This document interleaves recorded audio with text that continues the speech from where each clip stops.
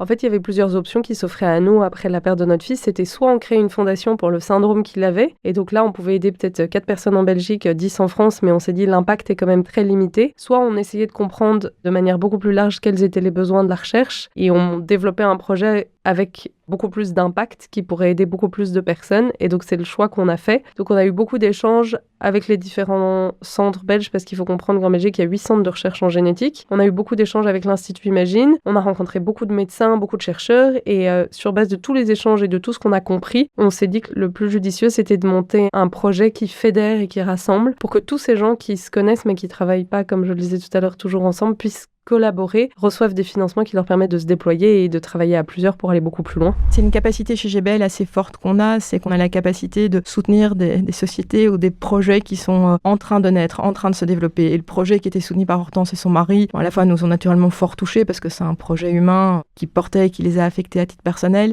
Et on a pu voir également dans le projet qu'il y a une véritable organisation derrière ce projet. Donc il y a une gouvernance qui est en place, il y a un objectif qui est en place, il y a des moyens qui ont été mis en place et il y a un reporting assez précis qui était en place. Donc on a eu un soutien vraiment unanime du comité mécénat de GBL de les aider au tout départ.